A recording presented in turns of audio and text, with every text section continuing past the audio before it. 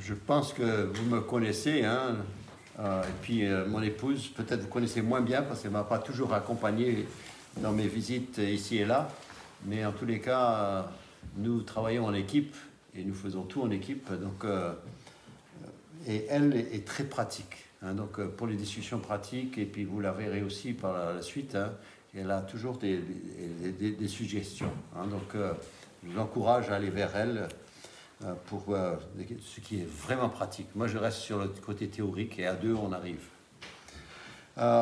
Pour commencer, on traite un thème de mariage et certainement que pour la plupart d'entre nous, ce qu'on a reçu, qu'on soit avancé dans cette relation, que ce soit du passé, que ce soit du récent, on a reçu des choses, des informations, des conseils par-ci ou par-là, et puis après on essaye de faire quelque chose avec.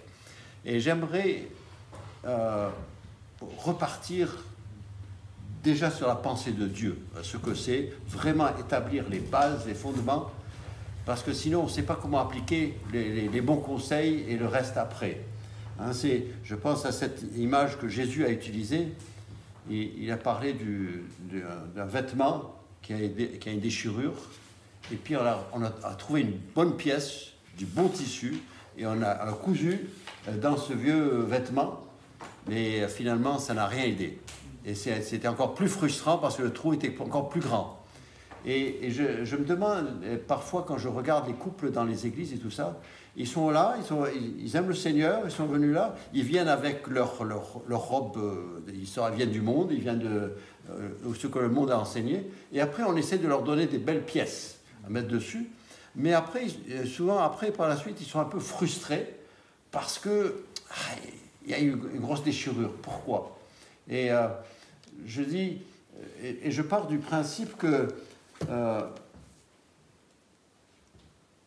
lorsque je suis venu au Seigneur, un des projets du Seigneur, c'est de restaurer ce qui a été perdu dans le jardin d'Éden. C'est-à-dire, autant que possible, c'est qu'on arrive dans notre vie chrétienne sur terre à reconstituer ce que Dieu a prévu pour Adam et Ève dans le jardin, avant la chute. Hein? On écarte autant que possible le péché et on reconstitue sa pensée.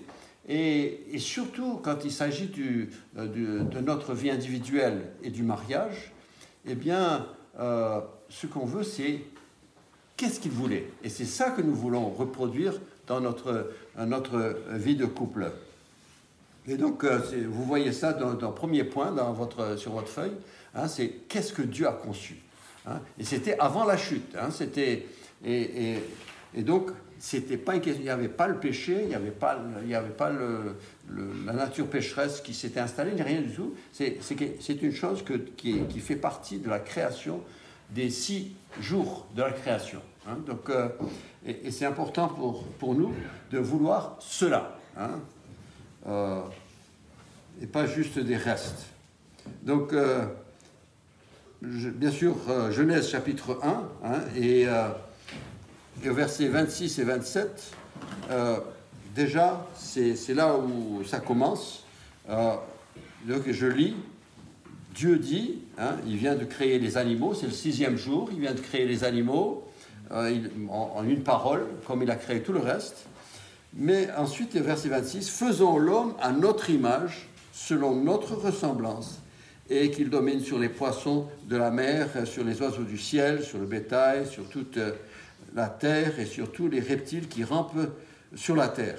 Dieu créa l'homme à son image, et il créa à l'image de Dieu, il créa l'homme et la femme. »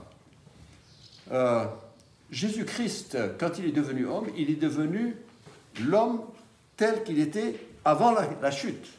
Hein, c'est comme, Jésus était tout à fait homme, mais il était homme comme Dieu l'a pensé. Hein, il était un second Adam. Il n'était pas autre chose. Et donc, on revoit ça, par exemple, Jésus pouvait donner des ordres aux poissons, et tous les poissons venaient dans le filet de Pierre. Il pouvait s'asseoir sur un ânon sur lequel personne n'était monté, et ce n'était pas un rodéo. L'ânon a marché tranquillement. Jésus a incarné ce que Adam devait être. hein, et avait été pendant un temps, avant que le péché intervienne. Et donc, c'est tout à fait réel que Dieu veut cela.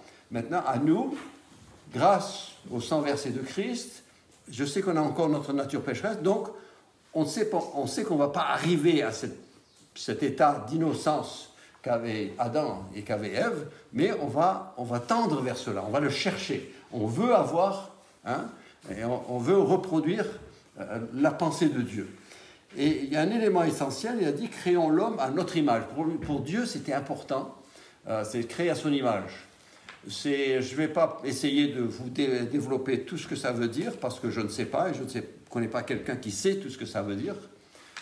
Mais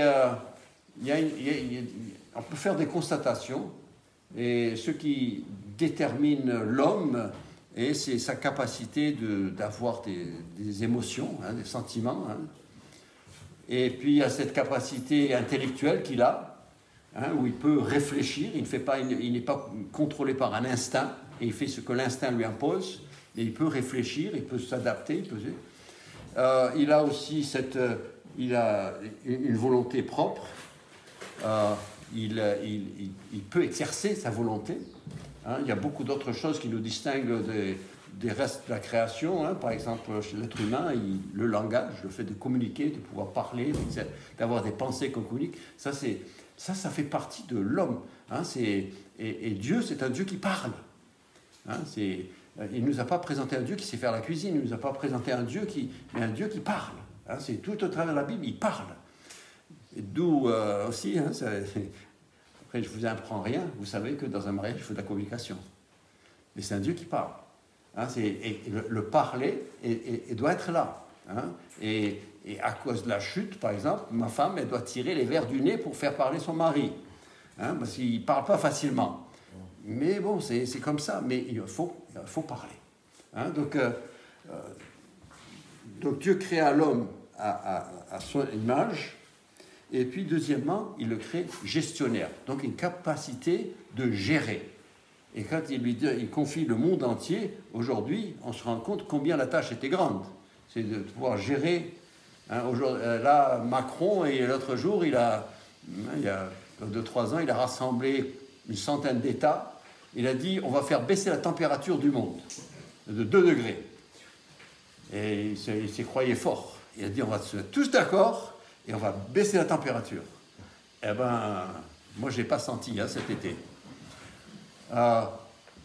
Et dans tous les objectifs qui se sont donnés, la France, c'est pire que les autres. Hein. Ils n'ont pas arrivé aujourd'hui. Vous savez, mais Dieu avait donné Dieu pour l'homme de pouvoir gérer et les animaux et la nature, les poissons, les oiseaux du ciel. On dit libre comme des oiseaux. Et nous, on peut appeler un oiseau et il ne vient pas. Hein. Mais le Seigneur pouvait. Et donc, il y a à la base, et je veux souligner hein, que nous sommes créés à l'image de Dieu. C'est pour ça que je regarde à n'importe quelle personne, je dis, tu as l'image de Dieu, tu es précieux. Hein, et même lorsque je regarde les gens du monde, avec tout ce que le péché a pu leur faire, et que l'influence du péché a pu avoir sur eux, mais l'image de Dieu est toujours là. C'est pour ça qu'ils sont précieux. Et comme le frère a souligné hier soir, hein, Christ est mort, c'est pour tous les hommes, parce que tous portent l'image de Dieu. Il n'y a pas des gens qui portent l'image et puis des autres qui ne portent pas. Tous portent l'image de Dieu, et ce que Christ a fait sur la croix, c'est pour tous ceux qui portent son image.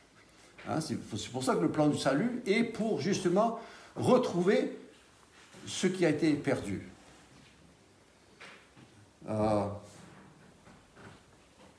Ça, c'est parti, vous dites, oui, on l'a entendu, on sait, l'homme est créé à l'image de Dieu. Mais je veux pousser un peu plus loin. La femme, elle a été créée le même jour aussi, hein. Elle est créée le 6e jour. Et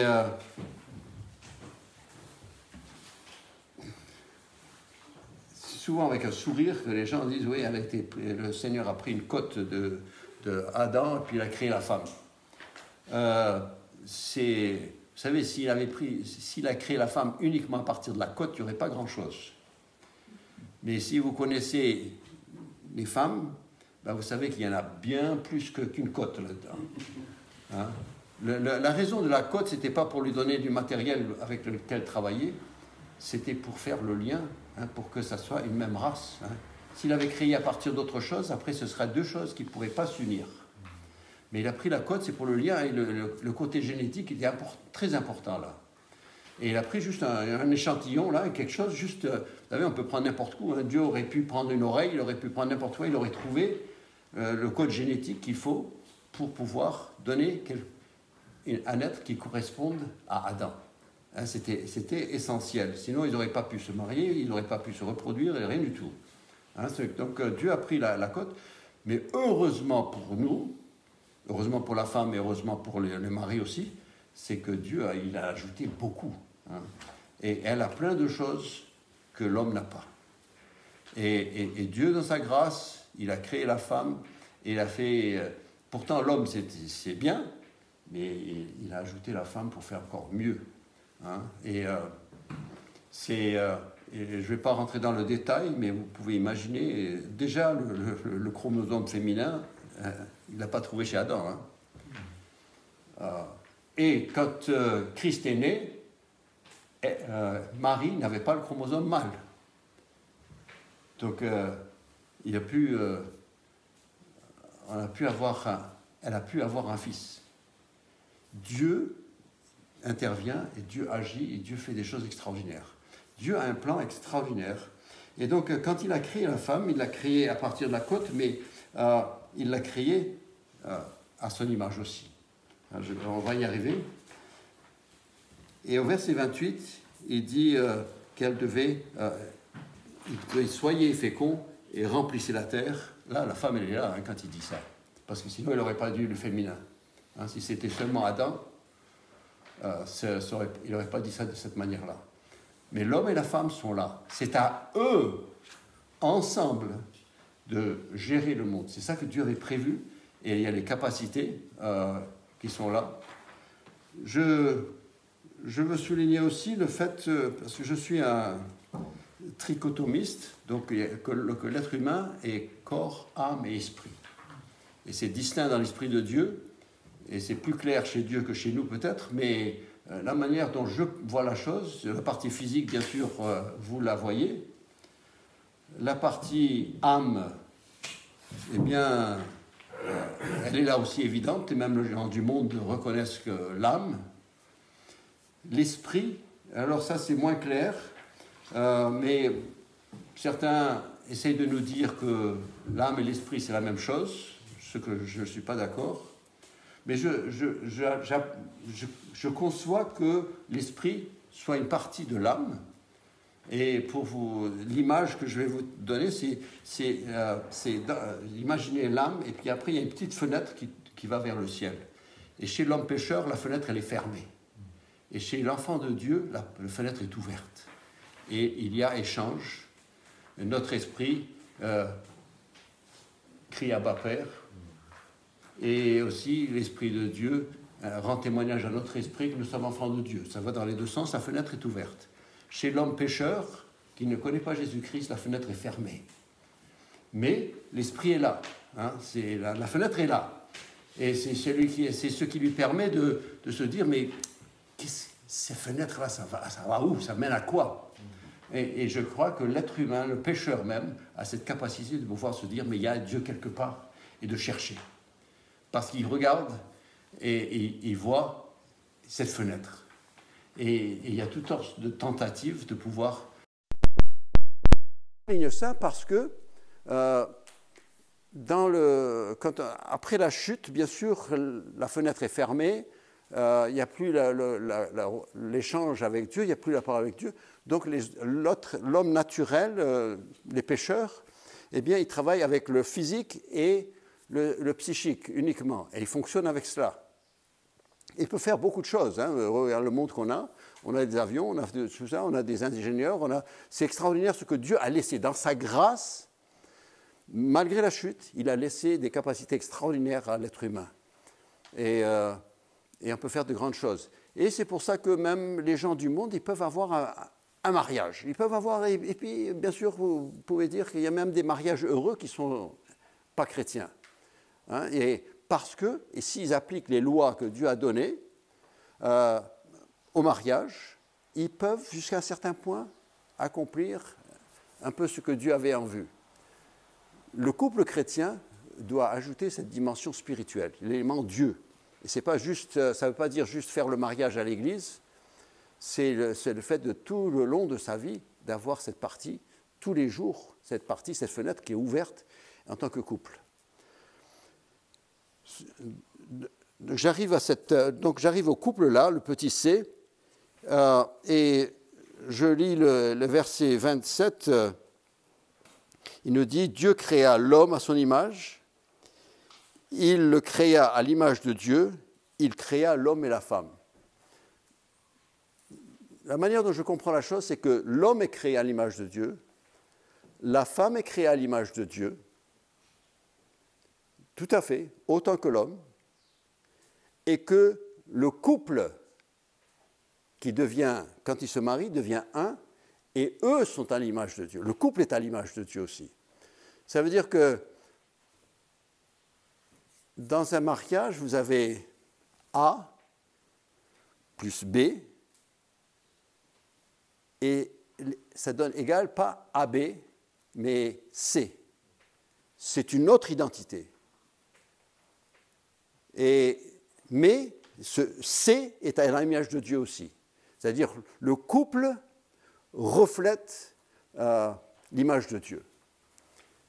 C'est quelque chose de réel, c'est quelque chose de vivant, c'est quelque chose qui a ses capacités. Donc le couple, quand quelqu'un vous rencontre, il rencontre Monsieur A, et il a sa personnalité, il a ceci, cela. Après, on peut rencontrer Madame B, et elle a sa personnalité, qui est tout à fait très différente, très différente de A. Et après, le résultat, c'est la famille chrétienne C, qui a, en tant que famille, elle a des qualités autres, qui sont ni A, ni B, mais C. Et il y a l'œuvre de Christ là. Il y a l'œuvre de Christ chez A, il y a l'œuvre de Christ chez B, mais après, dans C, il y a l'œuvre de Christ aussi. Et le couple qui reflète, et c'est le C, c'est l'image que Jésus emploie pour dire la relation entre Christ et l'Église.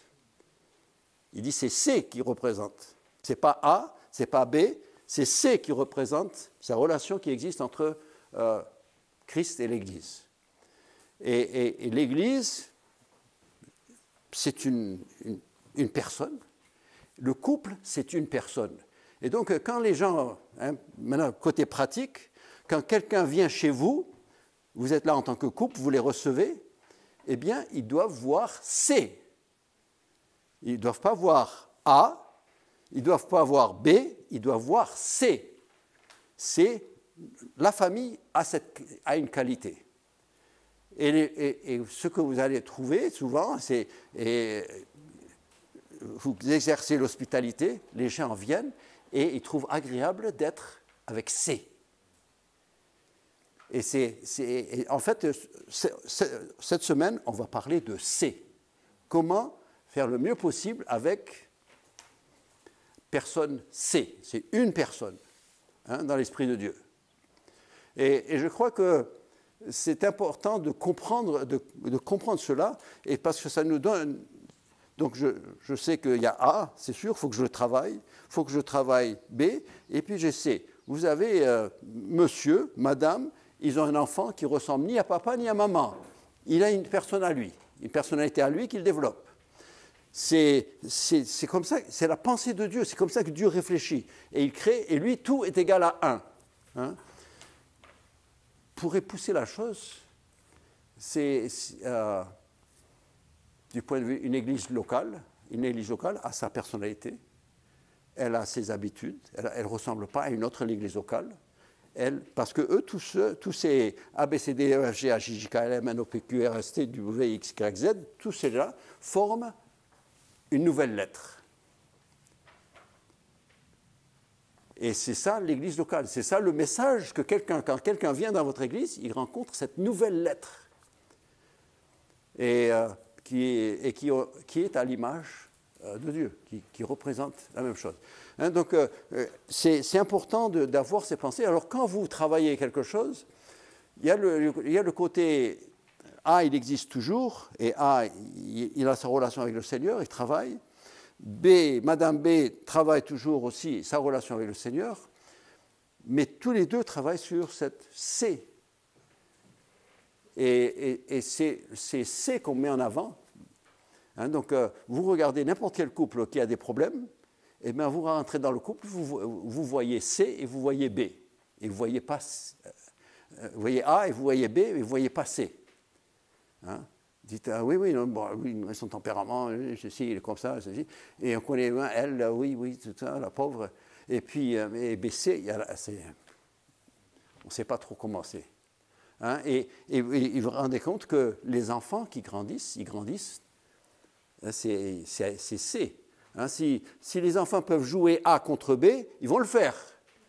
Mais s'ils se trouvent face à C, ils ne font rien. Ils s'alignent. Hein? Et donc, vous regardez vos problèmes, et les enfants, ils ont vite détecté les points faibles de papa et les points faibles de maman. Et quand ils ont besoin de quelque chose, ils savent à qui s'adresser. Hein? Vous les observez, vous savez quels sont vos points faibles. Pourquoi il est venu me voir, moi, pour me demander ça? Pourquoi va voir maman. Maman, elle ne veut pas. Ah ben alors... Mais si c'est que papa et maman, dans la chambre à coucher, se sont mis d'accord, alors la réponse que va être donnée par ou papa ou maman, c'est la réponse C. Et l'enfant se trouve face à la réponse C, et il ne discute pas, il dit, c'est quoi, ils se sont mis d'accord, on ne peut rien, hein, on n'a pas où rentrer. Il n'y a pas d'espace entre les deux pour pouvoir rentrer là-dedans et jouer. Hein, c'est là, c'est sale. Et donc, la différence entre un beau couple naturel et un couple chrétien, c'est l'élément spirituel qui est ajouté. Hein, ou l'élément spirituel qui est là, et C est spirituel. Donc, A est spirituel, B est spirituel, C sera spirituel. Hein. Donc, lorsque on se regarde, et quand vous voyez des problèmes apparaître, des petits trucs, regardez voir si c'est Monsieur A, si c'est Madame B ou si c'est C, hein, où se trouve la situation. Mais ce qui est certain, c'est que A est à l'image de Dieu, B est à l'image de Dieu, C est à l'image de Dieu. Et C doit refléter cette image. Hein, c'est le foyer. Je donne beaucoup de choses là, vous laissez travailler. Et après, vous aurez des questions. Hein. Je sais que vous aurez des questions. Et puis, on va essayer d'être pratique et de voir les choses. Hein. Je passe donc sous le deuxième point, sous le couple, donc le petit 2 là. L'Éternel nous dit dans Genèse chapitre 2, verset 22, c'est qu'il amène la femme vers l'homme. J'ai beaucoup d'imagination, donc, et je l'emploie même dans les choses spirituelles. Mais vous imaginez que Adam, il est là au début, il se réveille, il regarde le monde qui est autour de lui, et il voit le chat, et il dit, ah, le chat, miaou, ça ne rapporte rien. Il va voir le chien et dit « Alors, toi, ça va ?» Et il agite la queue, et c'est tout. Et puis tout d'un coup, il y a une personne qui arrive là, et quand il dit « Bonjour », elle répond « Bonjour ». Mais c'est extraordinaire. C'est pas le côté, on met beaucoup en valeur le côté physique, mais c'est une personne. C'est une personne qui a l'image de Dieu, qui a toutes les capacités, et il dit « Ah, quelqu'un avec qui je peux parler, quelqu'un qui peut répondre ». Et la réponse m'apporte quelque chose. Et Dieu lui avait fait donner des noms à tous les animaux, il a donné tous les noms, mais il n'y en a aucun qui a pu trouver chez cette personne une qualité. Hein. C'est vraiment de nos jours, les gens vont en arrière, les gens ils disent j'en ai assez du monde, je veux un chien, je veux un chat, je veux que mon chat hérite de moi. Mais ils sont contents d'eux quand ils disent ça, ils n'ont pas honte. Mais ça montre à quel point les choses sont. Hein. Mais Dieu avait prévu, ce qui correspond à monsieur, c'est madame. Et je pousse même dans le couple, ce n'est pas juste une question de le côté physique. Vous pouvez mettre n'importe quel monsieur avec n'importe quelle dame et vous aurez des petits lapins. Hein, il n'y a pas de problème. Mais ce n'est pas ça le couple. Hein, ce n'est pas une question de mettre des enfants au monde et puis ils sont mignons et tout ça. Ils sont mignons pendant 2-3 ans. Parfois ils sont seulement 6 mois. Et puis après, et puis ils grandissent. Mais ça, le monde peut faire ça. Et ils le font par millions. Mais ce n'est pas ce que Dieu a prévu, ce n'est pas des familles.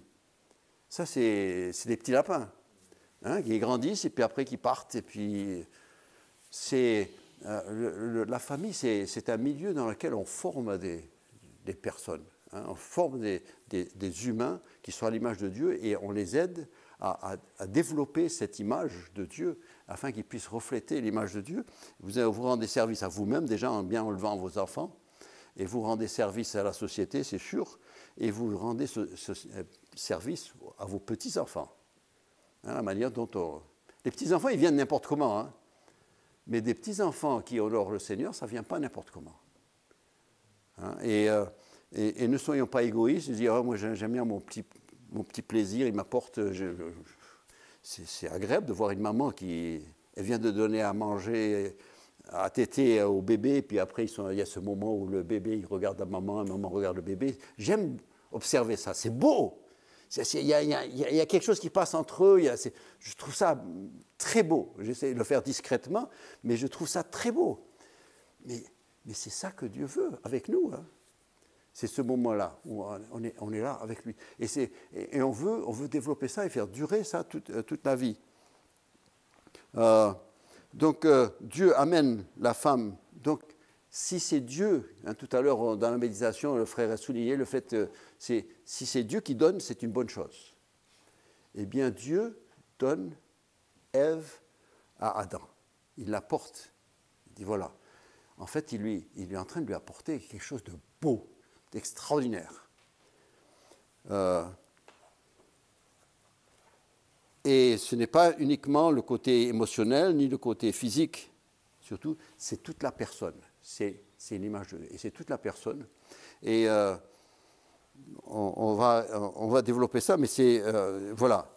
Hein. Donc quand je arrive à la définition du mariage, elle est très simple dans l'Écriture. Hein, le verset 24. C'est ce que Dieu dit avant la chute, hein, c'est avant chapitre 3. Hein, donc il dit, c'est pourquoi l'homme quittera son père et sa mère, s'attachera à sa femme et ils deviendront une seule chair. Il dit, c'est ça quitter, c'est pas un sens de, on les respecte plus, on les abandonne, c'est pas, ça c'est ce que le monde est en train de devenir. Hein. Il devient tellement intelligent et instruit et civilisé qu'il abandonne les parents, qu'il abandonne les enfants. Ça c'est, écoutez, quand vous savez que c'est le diable fait quelque chose, quand il veut détruire quelque chose, vous dites ça doit être quelque chose de beau à l'origine. Parce que tout ce que Dieu fait de beau, lui, il veut le détruire. Donc, de nos jours, il s'attaque tellement à la famille que tu dois dire la famille, ça doit être quelque chose de merveilleux. Et sinon, il ne s'attaquerait pas à cela. Parfois, c'est bien d'observer. Le Seigneur a dit là où s'assemblent les corbeaux, les aigles, ça veut dire qu'il y a quelque chose. Là où le diable il travaille dur, tu te dis il doit y avoir quelque chose d'important là. Et on doit intervenir. Le mariage, eh bien c'est, comme on a dit, on l'a déjà dit, A plus B qui devient C, devient une personne, une personnalité. Et la personnalité du mariage, du foyer, eh bien c'est ni la personnalité de l'un, ni de l'autre, mais des deux, et l'œuvre de Dieu. Et vous savez, c'est pas que ben, c'est comme ça. Non, peut-être du point de vue génétique, hein, on prend le bagage de l'un et le bagage de l'autre, on prélève chez l'un et chez l'autre, et puis on crée à nouveau.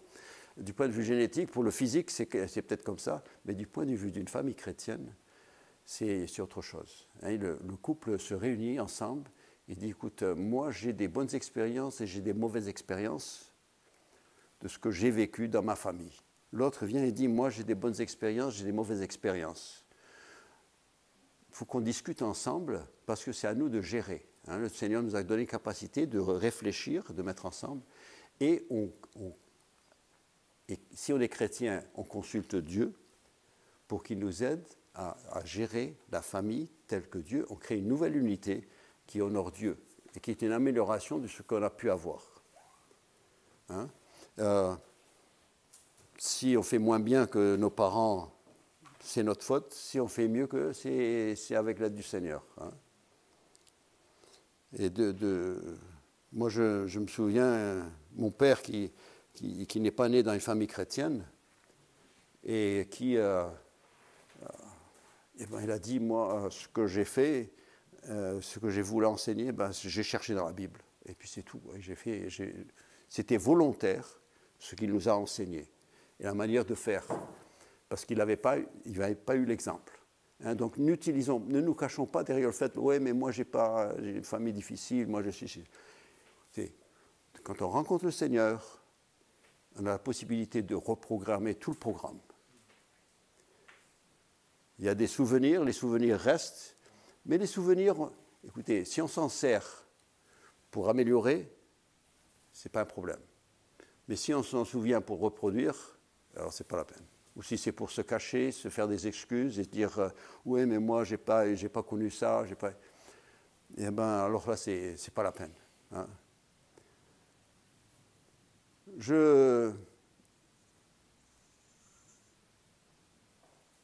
On a dit que l'homme est à l'image de Dieu, la femme est à l'image de Dieu, le couple est à l'image de Dieu. Donc, quel que soit votre statut marital, vous reflétez l'image de Dieu.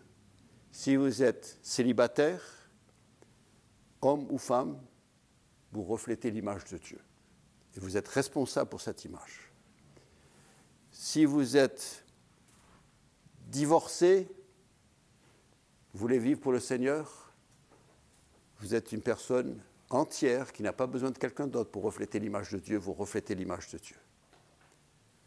Vous êtes veuf, veuve, vous pouvez refléter l'image de Dieu.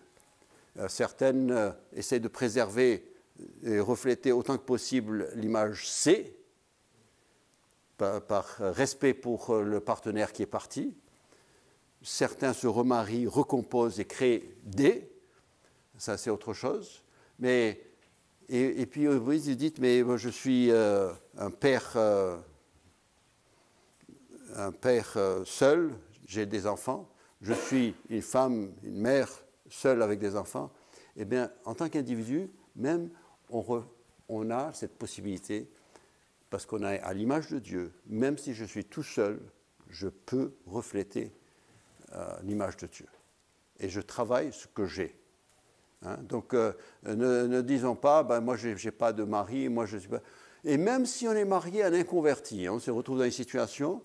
que ce soit notre bêtise ou que ce soit on est venu au Seigneur plus tard, on était déjà mariés, eh bien sachez que individuellement je suis responsable pour refléter l'image de Dieu autant que possible dans les situations où je suis. Et le Seigneur donne beaucoup de sagesse. Chaque situation, chaque statut, il a ses difficultés. Et puis même ceux qui sont mariés, ils étaient chrétiens, ils sont mariés à l'église, ils ont toujours été... Même eux, ils ont des problèmes. Il n'y a personne qui a plus facile qu'un autre. Hein, c'est une question de... c'est comme un orphelin, on ne peut pas dire, mais moi je suis orphelin, donc voilà, je ne peux pas réussir dans la vie, tout ça. Non, non. Il dit, bon, c'est peut-être certains points sont plus difficiles pour moi, mais je vais m'y mettre quand même. Et il y a des orphelins qui ont fait des choses extraordinaires. Et puis il y a d'autres qui ont grandi avec une cuillère en or dans la bouche. Ils sont nés avec la cuillère d'or dans la bouche et puis qui font rien. Hein, donc on prend son statut, on prend son état et on y va. Hein. Et ne mettons pas, c'est pas la peine de mettre la faute sur les parents, ni sur ceci, ni sur sa culture, ou je suis né dans cette religion, tout ça. Le Seigneur te dit aujourd'hui, qu'est-ce que tu fais? Tu es responsable pour ce que tu es en train de faire aujourd'hui. Et il faut assumer ses responsabilités. Je souligne que la définition du mariage qui a été donnée avant la chute, dans l'Esprit de Dieu, elle reste la même après la chute. Et Jésus a repris la chose, hein, dans Matthieu 19, il reprend exactement les mêmes paroles. Et l'apôtre Paul, qui s'adresse à une église où il y a beaucoup de non-juifs, de païens, qui sont issus d'un autre milieu, de notre religion, d'autres croyances, eh bien, il leur répète la même chose, Éphésiens chapitre 5, le mariage, c'est le mariage. Dieu n'a pas changé, ça n'a pas évolué, pas plus que la valeur de pi n'a évolué avec le temps, pas plus que la vitesse de la lumière, elle n'a pas évolué depuis avant la création, avant la chute et après la chute, ça n'a pas bougé. La pensée de Dieu sur le mariage n'a pas bougé non plus. Donc, nous devons ces vers-là que nous devons travailler et d'étendre. Et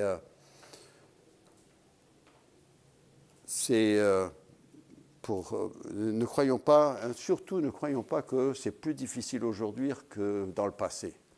Je ne sais pas si vous auriez voulu être dans les conditions des parents de Moïse pour élever un enfant. Ça aurait été un peu dur, hein? Parce que vous avez un garçon, un crocodile. Hein, c'est quand même un peu plus facile aujourd'hui. Hein? Même les gens du monde, et même ils vous aident à sauver l'enfant. Hein? Vous avez un médecin athée, tout ça, il essaie quand même de vous sauver votre enfant. Hein? C'est quand même autre chose. Pensez à Samuel. Vous dites, ah ouais, si on avait une bonne église. Le petit Samuel, là, quand il travaillait chez Élie, hein, ce n'était pas un contexte que je recommande. Quand on pense au fils d'Élie, il dit, Samuel, il était tout petit quand il a commencé, il ne voyait pas tout, mais en grandissant, il voyait beaucoup de choses. Hein. Il était là-dedans. Et pourtant, il est resté. Hein. Donc, ne disons pas que c'est plus difficile et que ce n'est pas possible. Mettez-vous à la place du jeune homme, l'adolescent Daniel, qui est emporté au loin à Babylone. Il n'y a plus l'influence de papa et maman, il n'y a plus l'influence du prêtre du coin, il n'y a plus l'influence de personne, il se trouve dans le palais, et il se trouve dans un palais où on a l'intention de l'éduquer autrement, et lui donner toute une autre éducation. C'est ce que nous avons aujourd'hui en France. Vos enfants, l'État veut les récupérer à 3 ans, et puis dit, confiez-nous. On s'en occupe, on les garde, vous allez travailler, vous faites ce que vous voulez, nous on les garde, après on les éduque à l'école, et on leur fait tout, et on produit tout, et on s'en charge. Et on peut se sentir très menacé par cela. Ce n'est pas ce que je recommande, mais Daniel, adolescent, avec tout ce que représente un adolescent, et qui se trouve dans un palais où tout est possible, et il n'y a pas maman et papa pour le voir.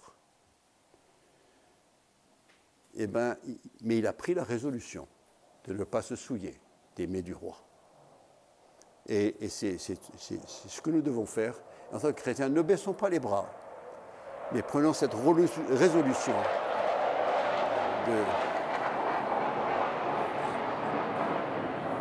Donatien, c'est les avions sur lesquels tu travailles là. C'est tes avions là qui... Voilà, mais prenons la résolution de bien faire. Et c'est un peu ce que nous voulons voir la question, ce n'est pas de se regretter sur le passé, c'est qu'est-ce que je fais à partir d'aujourd'hui. Et puis après, il y a un moment où nos enfants, ils devront assumer leur choix.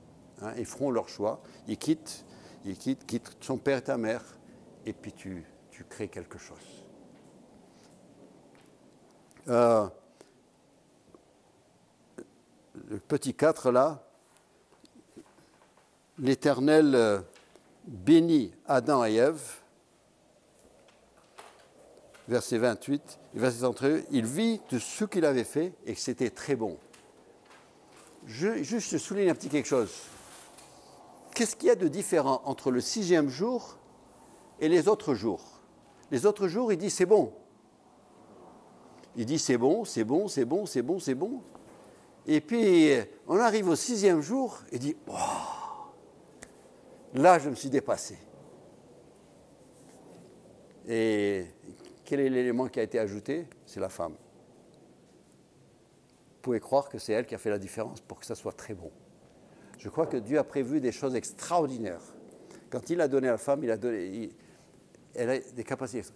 C'est dommage qu'elle ait mangé du fruit de l'arbre, du bien et du mal, et elle en souffre terriblement, et plus qu'on peut imaginer. Ce n'est pas juste les douleurs de l'enfantement, ce n'est pas juste le fait qu'elle est obligée d'un peu se soumettre à son mari. Il n'y a pas que ça, il y a tellement de choses. Parce qu'elle avait des capacités extraordinaires et elle aurait pu apporter tellement de choses. Mais vous savez, je reprends la pensée que j'avais au début, je dis, en Jésus-Christ, nous avons une restauration. Ça veut dire que nous, dans un couple chrétien, eh bien, le mari va tout faire pour que la femme puisse tendre le plus possible vers ce que Ève était dans le jardin d'Éden. Et la femme, bien sûr, elle va faire tout son possible pour que le mari qu'elle aime, eh bien, qu'il soit comme le Adam du jardin d'Éden. Et afin d'avoir le mariage du jardin d'Éden, autant que possible. On ne va pas l'avoir, ce ne sera pas parfait, mais on peut quand même tendre vers la perfection. Tendre, et ça sera beaucoup mieux. C'est un effort de la vie. Moi, ça fait 48 ans que je suis marié. Ma femme, elle trouve quand même quelques défauts quand même.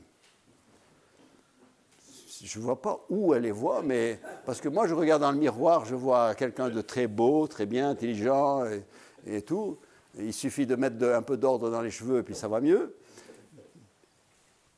Et vous savez, on travaille constamment. Hein, et c'est lorsque on se dit on n'a pas fini. Hein, et ça se répercute. Hein, le progrès qu'on peut faire en travaillant sur cet élément C, eh bien, ça se ressent dans l'Église, ça se ressent chez les enfants, ça se ressent chez tous les gens qui viennent dans la maison. Et ça glorifie le Seigneur. Et c'est vraiment ce que nous voulons rechercher. Hein. Et donc, c'est vraiment le désir, et je veux vous encourager dans ce sens, pas pour faire comme moi, mais pour faire comme Dieu a voulu. Hein. Nous allons prier, et puis on va après en prendre une petite pause. Père Céleste, tu as vraiment de bonnes intentions pour nous, et heureusement que tu n'as pas claqué la porte et jeté la clé quand l'homme a chuté, mais que tu as toujours, tu veux restaurer. Et Seigneur, nous voulons retrouver autant que possible dans nos couples ce que tu as prévu dans le jardin d'Éden. Et Seigneur, aide-nous à travailler cela, de vraiment, que ce soit le mari, que ce soit l'épouse, et que ce soit les deux ensemble, et pour le bonheur des enfants, et pour le bien de l'Église locale, en attendant ton retour. Seigneur, veuille nous aider, et que nous puissions nous encourager les uns les autres, et nous soutenir les uns. On n'est pas là pour montrer du doigt, on est là pour s'améliorer. Et Seigneur, que tu nous aides dans ces temps de réflexion que nous nous sommes consacrés. Au nom de Jésus-Christ. Amen.